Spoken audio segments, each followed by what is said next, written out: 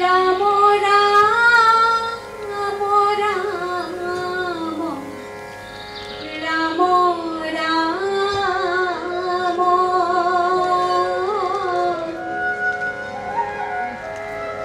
माया हजार माजे आशय घुमती जाई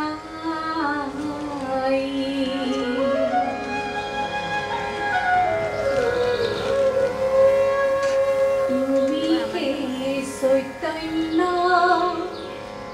অসনাতন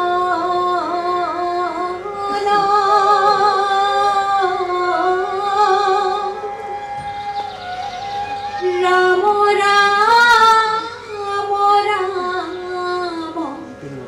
राम राम राम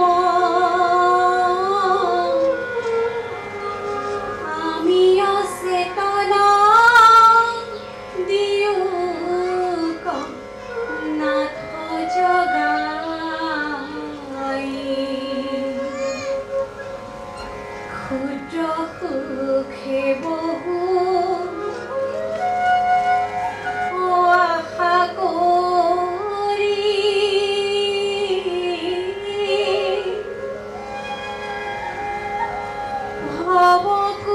ভবকূপে জীবন আছে পৰি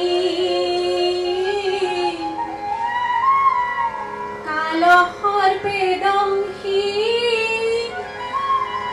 হৰাইল চেতনতাৰ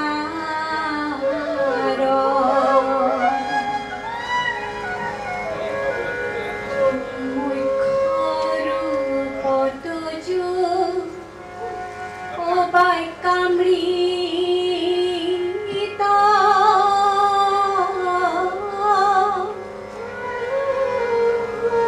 কৃপায়ে হিংসিয়া প্ৰতিনিত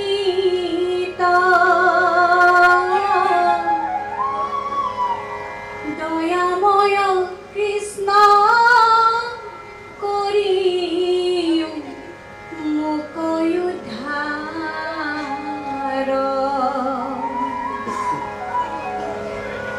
ৰাম দয়াময় কৃষ্ণ কৰিও মোক উদ্ধাৰ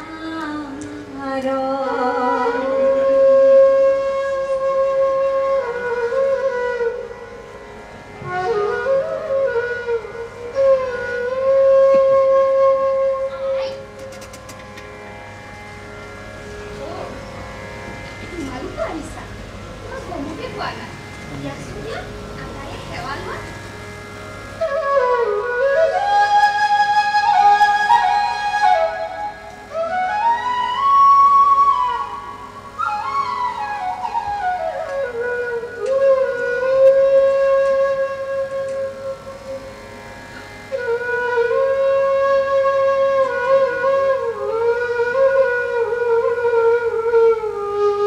এই প্ৰাৰ্থনাবোৰে মনটো জীপাল কৰি তোলে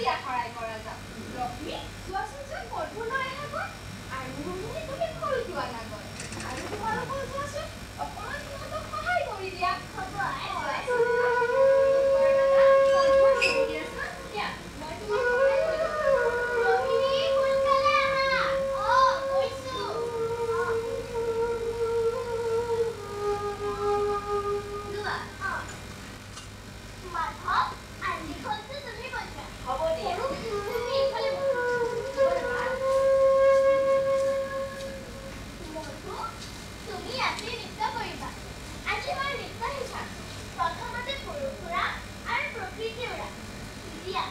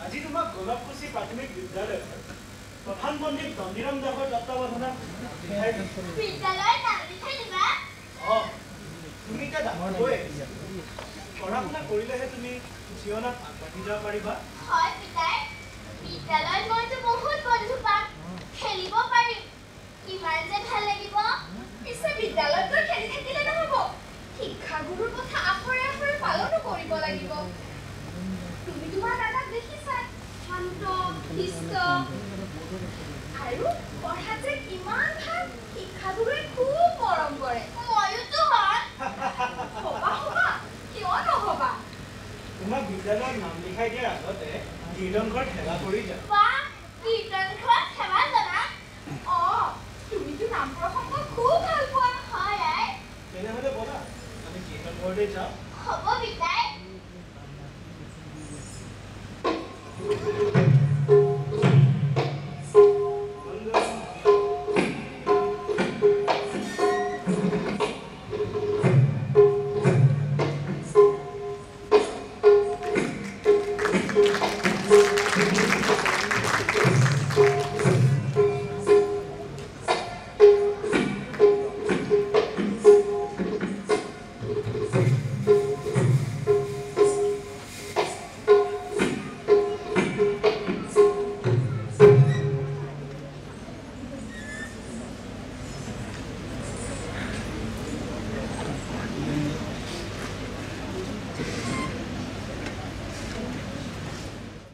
জীব জগত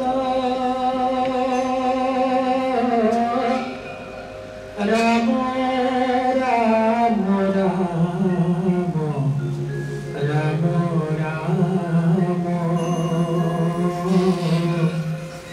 মায়া হজ্জা মাঝে আসজ প্রভুমতি যা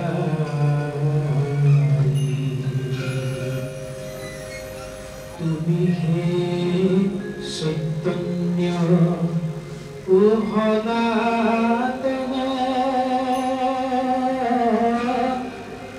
ৰাম ৰাম ৰাম ৰাম ৰাম আমি অচেতন দিওক ও নাথ যোগাই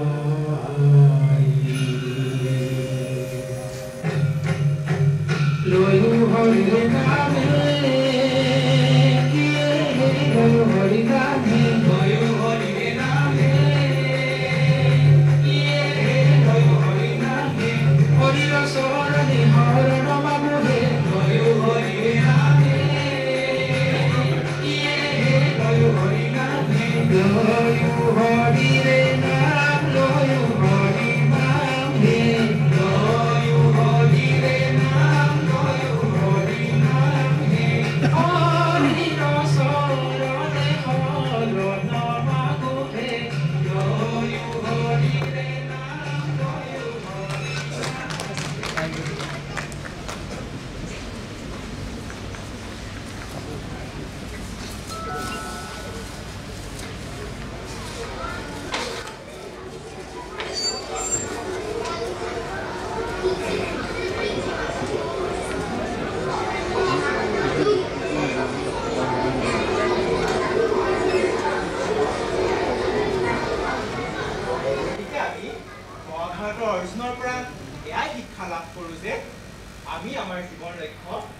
কি ৰখা উচিত এতিয়া দেখিবা জীৱনৰ যিকোনো সমস্যা যিকোনো লক্ষ্যত অতি সহজে অতিক্ৰম কৰিব পাৰিবা বুজিছা নহয় বুজি পাইছো আচাৰ্য সুন্দৰ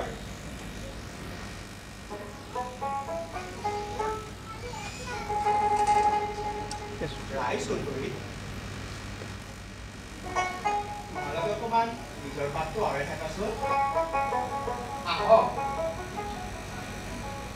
প্ৰণাম মোৰ ল'ৰা অম্বিকা আপোনাৰ বিদ্যালয়ৰ নাম লিখাই দিব আহিছে আপুনি বা কি কয় মইনো কি ক'ম ৰাইৰ ঘৰ ল'ৰা পঢ়িবলৈ আহিছে মই গৌৰৱান্বিত অম্বিকাক মই পঢ়ুৱাবলৈ পাম ধন্য মই আপোনাক গোটালো আমাৰ আগত আজিৰ পৰা কোনো চিন্তা নাই আপোনাৰ লগত থাকিলেহে সি বিদ্যা বুদ্ধি সকলোতে পাৰ্গত হ'ব অম্বিকাৰ ককাই গিৰিশ ৰায়চৌধুৰীয়েও এইখন বিদ্যালয়তেই পঢ়ে গিৰিশ এগৰাকী শান্ত শিষ্ট সুভদ্ৰ আৰু মেধাৱী ছাত্ৰ মই মোৰ শিক্ষকতা জীৱনত গিৰিশৰ দৰে ব্যতিক্ৰমধৰ্মী আৰু মেধাৱী ছাত্ৰ পোৱাই নাছিলোঁ নিশ্চয় ভায়েকো ককায়েকৰ দৰে আদৰ্শৱান আৰু মেধাৱী ছাত্ৰই হ'ব আপুনি কোনো চিন্তা নকৰিব অম্বিকা পঢ়িবলৈ দায়িত্ব মোৰ নামিনী তুমি গুৰুৰ কথা শুনিবা আজিৰ পৰা এইখনেই তোমাৰ ঘৰ তোমাৰ আই পিতাই শিক্ষাগুৰু সকলো এখেতেই আমাক তোমাৰ জীৱনৰ পথ দেখুৱাই দিব তুমি সেইমতে কাম কৰিব লাগিব হ'ব পিতাই মই শিক্ষাগুৰুৰ কথা আখৰে আখৰে পালন কৰিম উঠা আজিৰ পৰা মই তোমাক পদ্মনা বুলি মাতিম দেই এয়া ভগৱান বিষ্ণুৰ নাম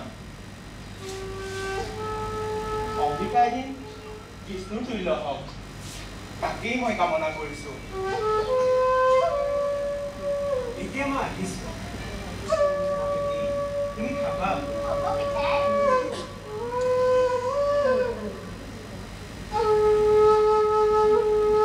পদ্মনা ব'লা এতিয়া আমি আমাৰ পাঠ আৰম্ভ কৰোঁ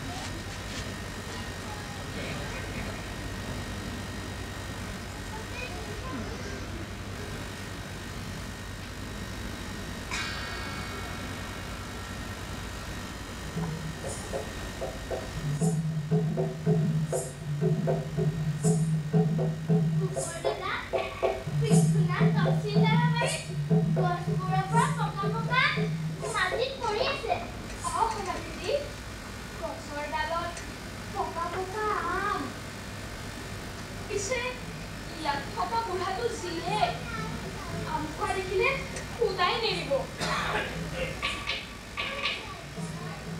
পিছে যে বুঢ়াটো নাই এই চেকাতে আগেটা বুটলি লওঁ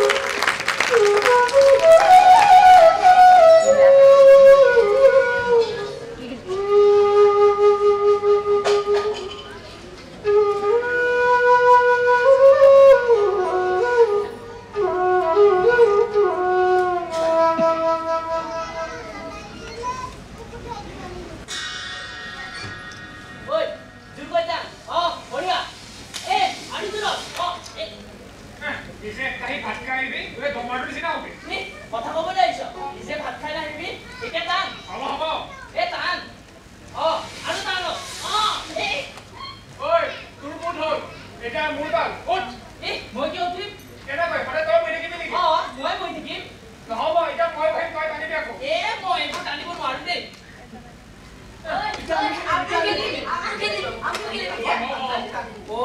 তহঁতে দেৰি কৰি আহিবি আৰু এতিয়া খেলিবলৈ আহিছ তেনেহলে কি হ'ল খেলিয়ে আছ তেনেহলে তহঁতে কোনে দেৰি কৰি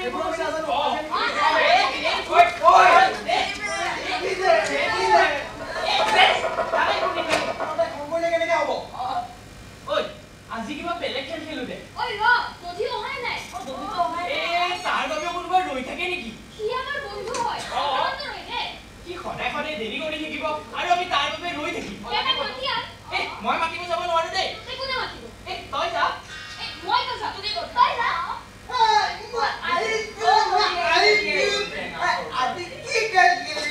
তই সদায় সদায় কিয় দেৰি কৰি থাক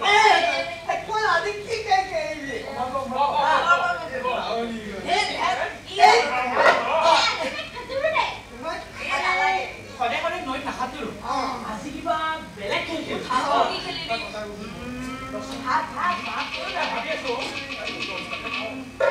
আজি আমি হাউডুটো খেলে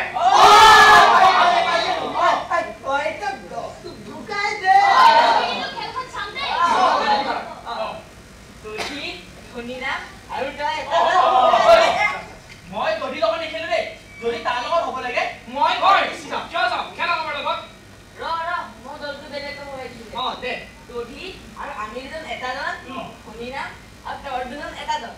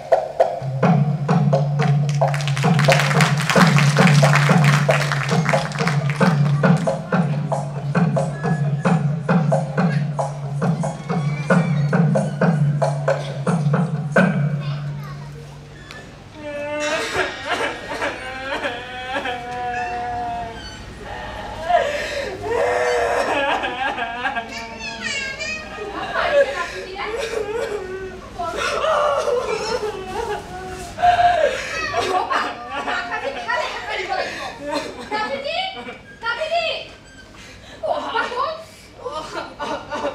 কাবিনী কাবিনী ও মাই কৈছো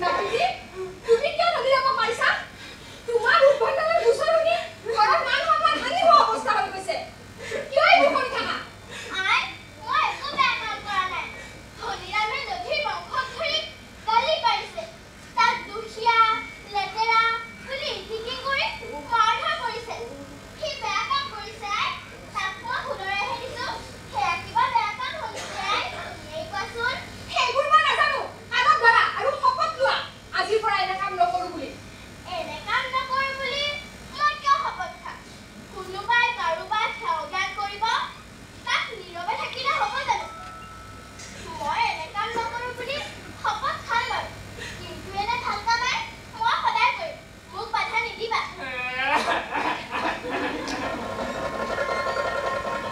কি ভাল কি বেয়া তাৰ পিছত তুমি কৰিব নালাগে মোক নোকোৱাকৈ আজিৰ পৰা এনে কাম কেতিয়াও নকৰিবা বুজিছা বুজিছো আই নিজৰ খং উঠিল বুলি তুমি যি মন যায় তাকে কৰিবা নেকি মানুহৰ ভুলতো হ'ব পাৰে সেই বুলি তুমি কাৰোবাক মাৰিবা কিয় তুমি তোমাৰ দাদাৰ ওপৰত খং উঠিল বুলি বাহৰ জোৰেৰে হাতে তেজ ওলাই দিছা কিয় এইবোৰ কৰি থাকা তোমাৰ এই খং দমন কৰা নাপেকি তুমি এইদৰে মানুহক মাৰিলে পৰিয়ালৰ সন্মান ক'ত থাকিব সমাজে ৰায় পৰিয়ালক সন্মান কৰে তোমাক কিয় শাস্তি হিচাপে ভাত খাবলৈ দিয়া নহ'ব আৰু তুমি ক'তো ঘৰৰ পৰা বাহিৰ হ'ব নোৱাৰিবা বুজিছা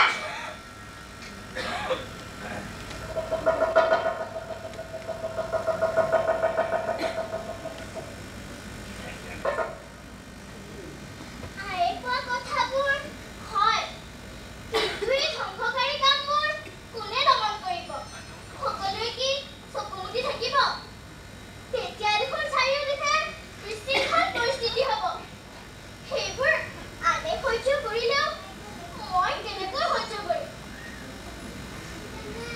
কি কৰা যায় আজি আইও ভাত খাবলৈ নিদিয়ে ঘৰৰ পৰা বাহিৰ হ'বলৈও নিদিয়ে ভোকো লাগিছে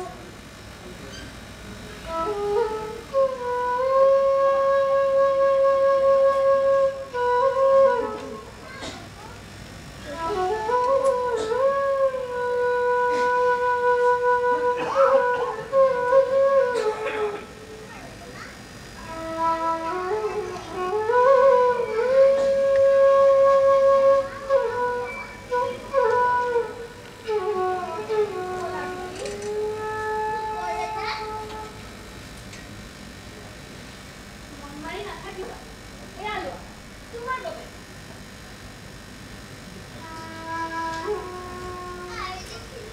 একো নহয় অ' এতিয়া ভাতকেইটা খাই লোৱা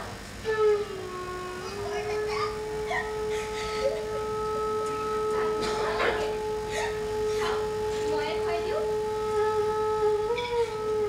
এয়া লোৱা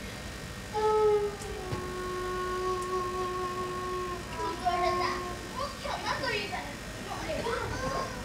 এতিয়া ভাতকেইটা খাওঁ ভাগৰ বাবেহে কৈছে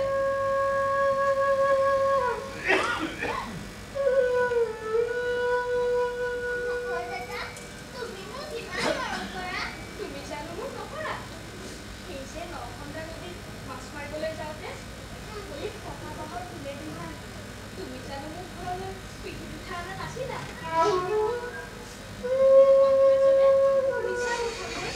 শিক্ষাগুৰুৰ পৰা মোক যে মাৰ খুৱাইছিল তুমিয়ে কথা মাছ দিছিলা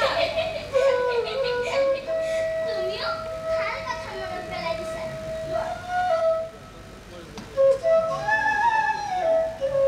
আৰু নাখাওঁ পেট ভৰি হ'ব দে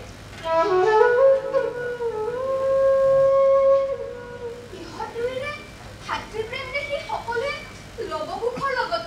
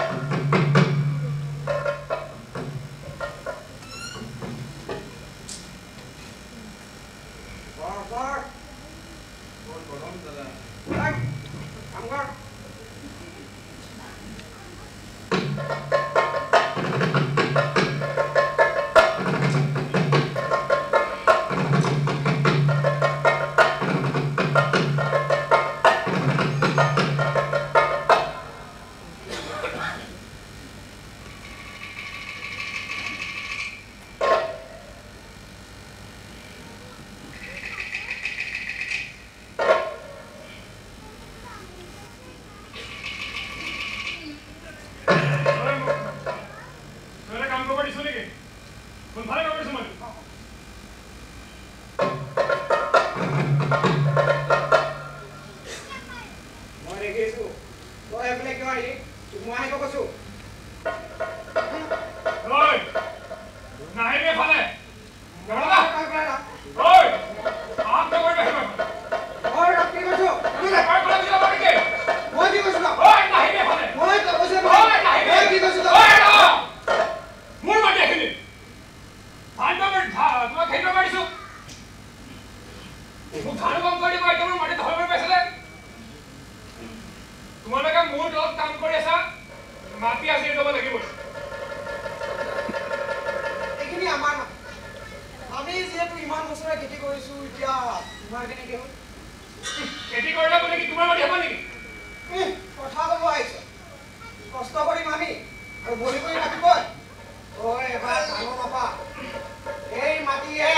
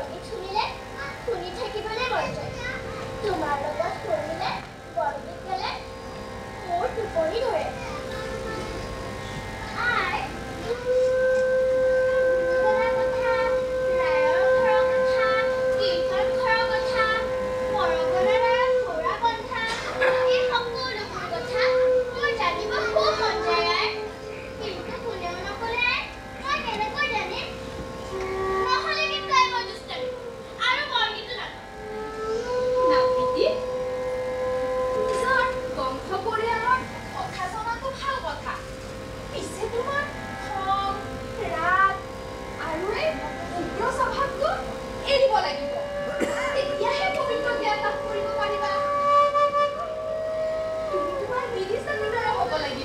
পাৰিবানে? চেষ্টা কৰিম আই, কিন্তু মই যিমানে চেষ্টা নকৰোঁ কিয় মই দাদাৰ নিচিনা হ'ব নোৱাৰিম। ঈশ্বৰে দাদাক বেলেগ ঠাইৰে কৰি দিছে। ভগৱানৰ ইচ্ছা মই কেনেকৈ ওলাই পৰিম আই? তোমাৰ পুত্ৰ দুটা, দুয়োকে ঈশ্বৰে নিজৰ নিজৰ একোটা মন দিছে। গতিকে দুয়োৰে চফা কেনেকৈ একে হ'ব আই? তুমিয়েই কোৱাচোন। আই, কি চাই আছা মোৰ মুখলৈ? নাই অ', কিবা কিবি। পিছে মই যে তোমাৰ গৰম কাপোৰ আৰু চুৱেটাৰটো দিছিলো, কি কৰিলা? একো নোকোৱা যে? ঐ, নোকোৱা কিয়? কি হ'ল? নে মই কওঁ? কিনো হৈছে? কোৱাচোন কোৱা। আই, তুমি খং নকৰাতো। কিনো হৈছে? কোৱাচোন। যোৱাকালি সন্ধিয়া ফুৰিবলৈ যাওঁতে এগৰাকী বৃদ্ধা ঠাণ্ডাত কঁপি কঁপি ভিক্ষা খুজি ফুৰিছিল। গাত একো কাপোৰ নাছিল। কিমান যে কষ্ট পাইছিল বৃদ্ধাগৰাকীয়ে। কোনেও তেওঁৰ ফালে গুৰুত্ব নিদিলে। সেইবাবে মই মোৰ গাৰ গৰম কাপোৰখিনি দি দিলোঁ। মোতকৈ বেছিহে প্ৰয়োজন আছে বৃদ্ধাগৰাকীৰ কাপোৰখিনিৰ। নহয়নে আই? মই কিবা ভুল কাম কৰিছোঁ নেকি? জানো।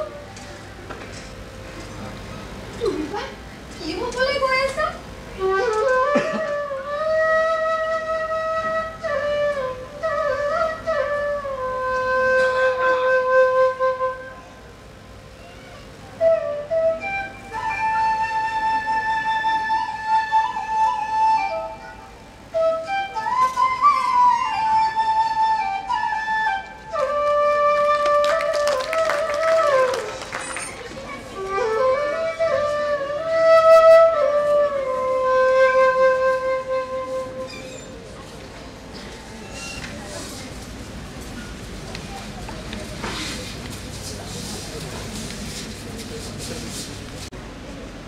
उद्धरेदात्मनात्मानं नात्मानं वसादयेत् आत्मैव ह्यात्मनो बन्धुरात्मैवादिपुरात्मनः बन्धुरात्मात्मनस्तैस्य येनात्मैवात्मना जितः अनात्मनस्तु शत्रुस्त्वयि वर्तयितात्मैव शत्रुवान् वर्तयितात्मैव शत्रुवान्।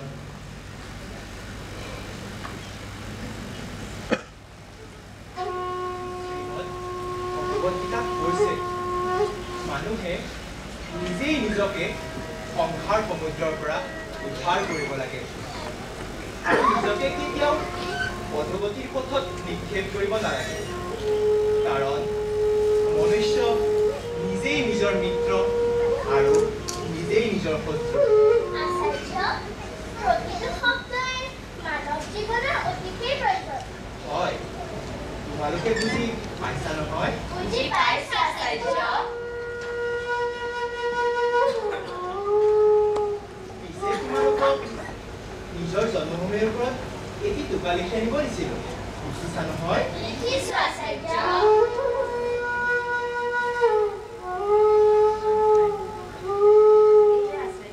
দিয়া।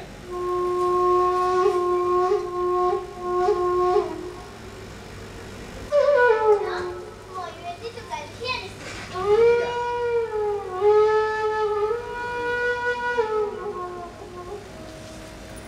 সুন্দৰ। নিজৰ জন্মভূমিক সুন্দৰকৈ প্ৰতিফলিত কৰিছা।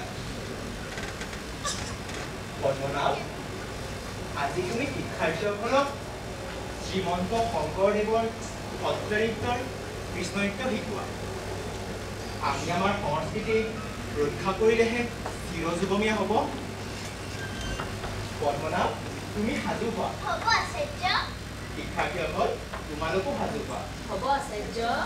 মাধৱ, তুমি খোলটো লৈ আহা। সৰু, তুমি কলবোৰ ভালদৰে পাৰি দিয়া। হ'ব আচাৰ্য।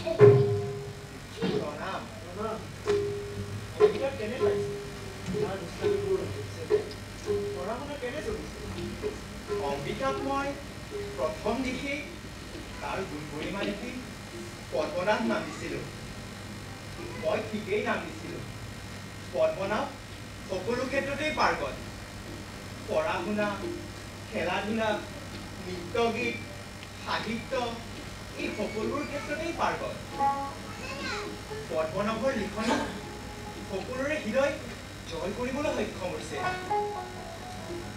তেওঁৰ লিখনি সুস্পষ্ট ধৈৰ্যশীল আৰু সাহসী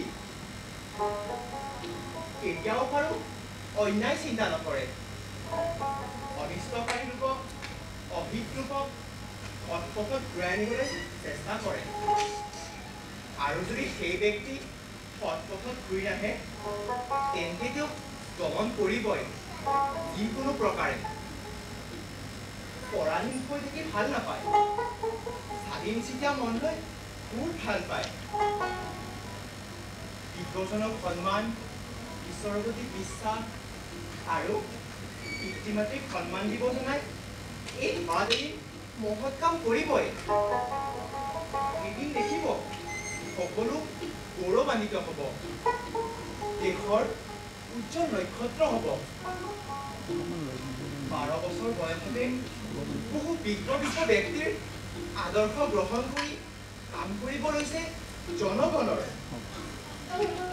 এই সকলোবোৰ সম্ভৱ হৈছে আপোনাৰ তাত শিক্ষা গ্ৰহণৰ বাবে ধন্য এয়া চাওকচোন কেনেদৰে সমনীয়াৰ লগত নাচি বাগি সময় অতিক্ৰম কৰিছে লক্ষ্মী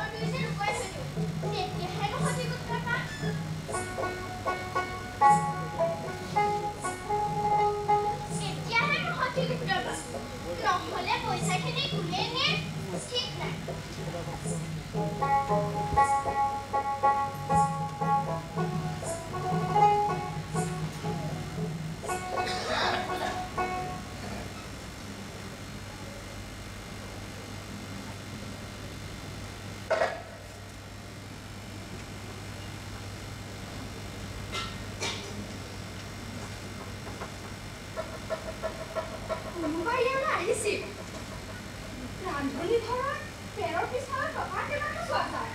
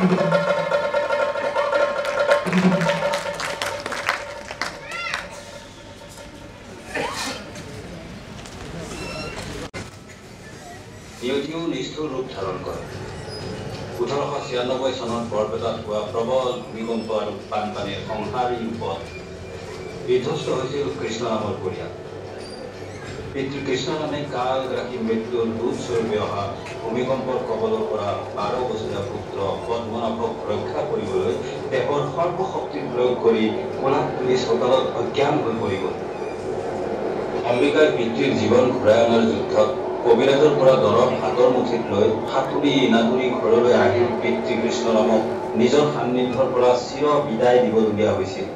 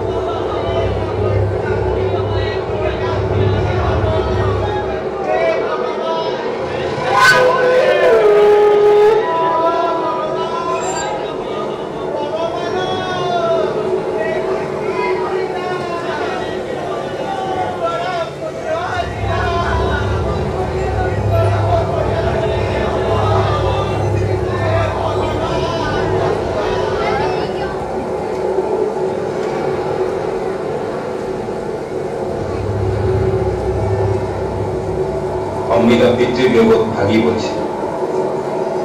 কৃষ্ণ নামৰ আকস্মিক মৃত্যুত দৈৱকীৰ মনত সৰগখন ভাগি পৰিল।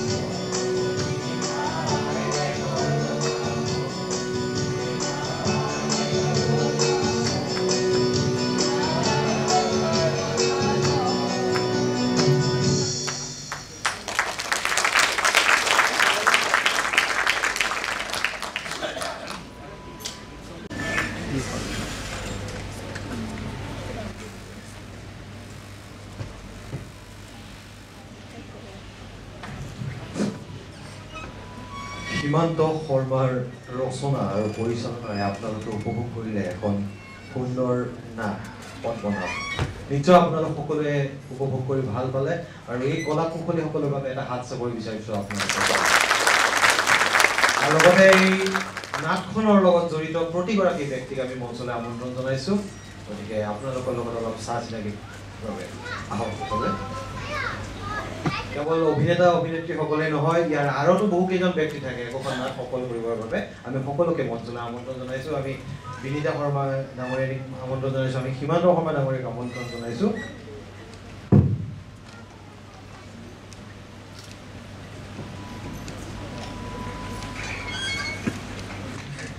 আমি আপোনালোকৰ সৈতে চিনাকি কৰাই দিব বিচাৰিছো ইয়াৰ স্ক্ৰিপ্ট আৰু ডাইৰেকশ্যন ৰচনা আৰু পৰিচালনা আছিল সীমান্ত শৰ্মা এয়া সীমান্ত শৰ্মা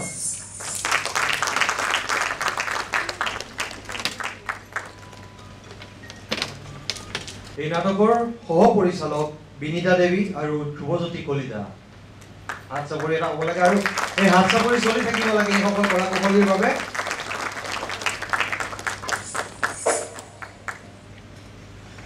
সংগীত পৰিচালক হিচাপে আছিলে গৌতম শইকীয়া ডাঙৰীয়া আমি তেখেতক আমাৰ সন্মুখলৈকে আমন্ত্ৰণ জনাইছো খুব সুন্দৰ সংগীত নিশ্চয় কলা নিৰ্দেশক তথা নৃত্য পৰিচালক প্ৰণৱজ্যোতি ৰাভাক আমি আমন্ত্ৰণ জনাইছো খুব সুন্দৰ অভিনয় আৰু মাজতে আমাক সকলোকে সোমাইছে অভিনয়ৰে একশ্যন ডাইৰেক্টৰ হিচাপে আছিলে ৰেকিবুল আহমেদ তেখেতক আমি আমন্ত্ৰণ জনাইছো তিনিটা ৰোল কৰিছিলে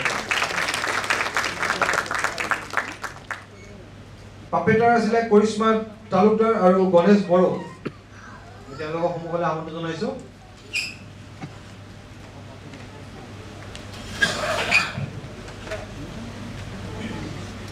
পৰিস্মিতা তালুকদাৰ পৰৱৰ্তী প্ৰগ্ৰেমৰ পৰা এয়া গণেশ বড়ো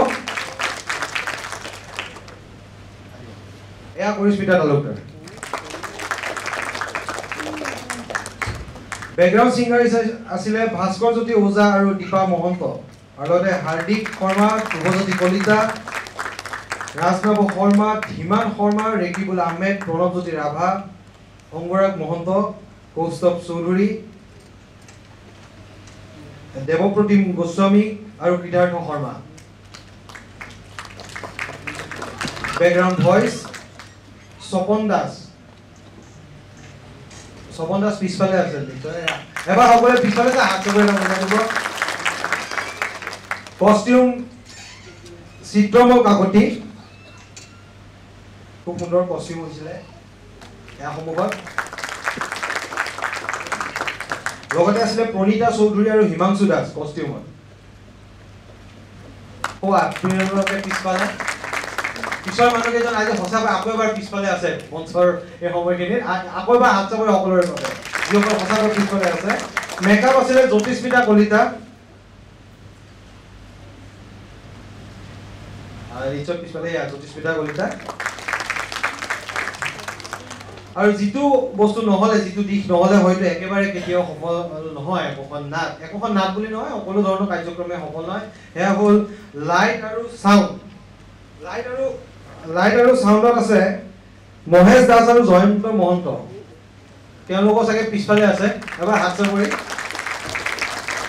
এই ব্যক্তিসকল কোনোদিন সন্মুখত আহিব নোৱাৰি আৰু সেইকাৰণে আমি গুৰুত্বটো কমকৈ দিওঁ যিটো অতি দুখ লগা কথা আচলতে আৰু এতিয়া আমি আৰম্ভ কৰিব বিচাৰিছো চিনাকি কৰাব বিচাৰিছো অভিনেতা অভিনেত্ৰীসকলৰ লগত অম্বিকাগিৰিৰ চৰিত্ৰ ৰূপায়ণ কৰিলে খুব সুন্দৰভাৱে ৰূপায়ণ কৰিলে কৃষ্টি ৰাজবংশী আমি তেখেতক সন্মুখত বিচাৰিছো খুব সুন্দৰ অভিনয় আমি তেখেতৰ উজ্জ্বল ভৱিষ্যত কামনা কৰিছো কৃষ্ণৰাম তেখেতৰ চৰিত্ৰত অভিনয় কৰিলে ৰাজনৱ শৰ্মা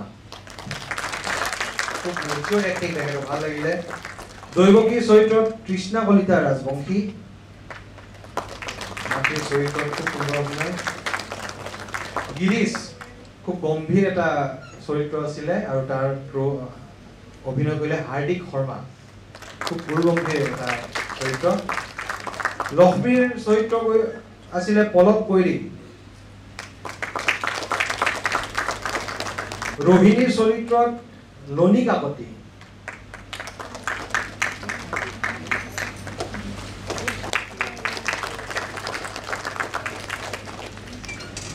দণ্ডিৰাম আৰু ভকত দুটা চৰিত্ৰ আছিলে আৰু ইয়াত চৰিত্ৰ ৰূপায়ণ কৰিলে ধ্ৰুৱজ্যোতি কলিতা। খুব প্ৰতিভা সম্পন্ন এজন অভিনেতা। ধনীৰাম আৰু ভদ্ৰেশ্বৰ এই চৰিত্ৰ ৰূপায়ণ কৰিলে প্ৰণৱজ্যোতি ৰাভা।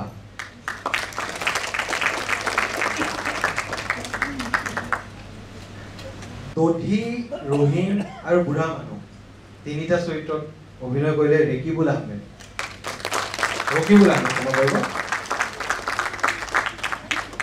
আলি আৰু যাদৱ ধীমান শৰ্মা।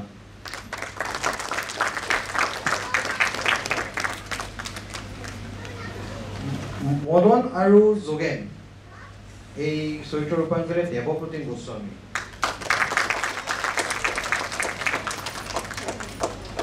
মাধৱৰ চৰিত্ৰত ৰূপায়ণ কৰিলে অংগৰাগ মহন্ত।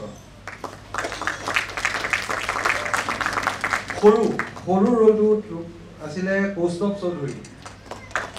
কথা ক'লে সৰু। আৰু মধু আৰিয়ান জিব্ৰান একেবাৰে সৰু গোটেই দিনটোৰ। হাত চাপৰি এটা। আৰু এইসকলে আপোনালোকৰ আগলৈ লৈ আনিছিলে এখন সুন্দৰ নাট, নামজাৰ পদ্মনাভ। আৰু আজি আপোনালোকে কি ভাবিছে নাজানো, আমি কিন্তু মঞ্চত এই মাইক ধৰি এটা কথা অনুভৱ কৰিছোঁ যে সংস্কৃতি, অসমীয়া সংস্কৃতি আৰু দোপতদোপে আগবাঢ়ি গৈ থাকিব। কাৰণ সেই সংস্কৃতিৰ ভৱিষ্যত কেতিয়া অন্ধকাৰ হ'ব নোৱাৰে। সেই সংস্কৃতিৰ ভৱিষ্যত তেতিয়া উজ্জ্বল হৈ পৰে যেতিয়া সেই সংস্কৃতিৰ চম্ভালিবলৈ, সেই সংস্কৃতিক আগবাঢ়ি কেনেকৈ লৈ যাম, আগবঢ়াই কেনেকৈ লৈ যাম তাৰ দায়িত্ব গ্ৰহণ কৰে আজিৰ যুৱ প্ৰজন্মই। আৰু আজিৰ যুৱ প্ৰজন্মই অসমীয়া সংস্কৃতি, নাটক আৰু লগতে পুতলা নাট এই আটাইখিনিৰ যি বাঘজৰী সেয়া হাতত লৈছে আৰু আপোনালোকৰ মাজলৈ লৈ আনিছে। লাগে মাত্ৰ আপোনালোকৰ আশীৰ্বাদ, আপোনালোকৰ সহায় সহযোগিতা। আৰু সকলোকে ধন্যবাদ জনাইছোঁ। আৰু শেষত সকলোৰে বাবে এটা হাত চাপৰি বিচাৰি সকলোকে আকৌ পুনৰ